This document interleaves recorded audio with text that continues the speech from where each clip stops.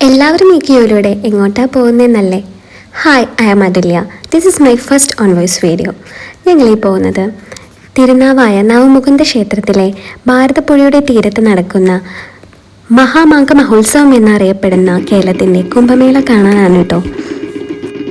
വാരണാസിയിലെ ഗംഗാ ആരതി പോലെ ഇവിടെ നില ആരതി നടക്കുന്നുണ്ട്. വൈകുന്നേരം 6:30 തുടങ്ങിയിട്ട് 1 മണിക്കൂർ നീണ്ടു നിൽക്കുന്ന ചടങ്ങുകളാണ്. മസ്റ്റായിട്ടും എക്സ്പീരിയൻസ് ചെയ്യേണ്ട ഒരു കാഴ്ച തന്നെയാണ് കേട്ടോ. ഇവിടുത്തെ ലൈറ്റ്സും ആരതിയുടെ വെളിച്ചവും പുകയും ചെണ്ടയുടെ നാദവും എല്ലാം നേരിട്ട് തന്നെ എക്സ്പീരിയൻസ് ചെയ്യണം. ശരിക്കും അവിടെ നിന്ന് ഇതൊക്കെ കാണുമ്പോൾ കിട്ടുന്ന ഫീൽ അത് വേറെ തന്നെയായിരുന്നു. ഞങ്ങൾ പ്രതീക്ഷിച്ചതിലും മനോഹരമായിരുന്നു. അത് ഒരു ഡിവൈൻ എക്സ്പീരിയൻസ് തന്നെയായിരുന്നു കേട്ടോ.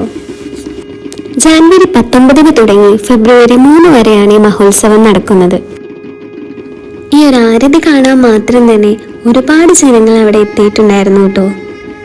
നിലാരതി നടക്കുന്ന സ്ഥലത്തിൻ്റെ 4 ഭാഗങ്ങളിലും ജനക്കൂട്ടം നിറഞ്ഞിരുന്നു. ഒരുപാട് പേർ തിരുനാവായ ക്ഷേത്രത്തിൻ്റെ പുഴതീരത്തിരുന്ന് കാണുന്നുണ്ടായിരുന്നു. തവന്നൂർ വഴിയും തിരുനാവായ വഴിയും ഇങ്ങോട്ട് എത്തിച്ചേരാം. തിരുനാവായ വഴി വരുമ്പോൾ പുതിയതായി നിർമ്മിച്ച മരപ്പാലം വഴി വരാം. ഞങ്ങൾ തിരികെ വരുമ്പോൾ വലിയ തിരക്കായിരുന്നു കേട്ടോ. ഏകദേശം 40 മിനിറ്റോളം പാലം കിടക്കാൻ മാത്രമായി തന്നെ ഞങ്ങൾക്ക് ക്യൂ നിൽക്കേണ്ടി വന്നു. Thank you for watching my video.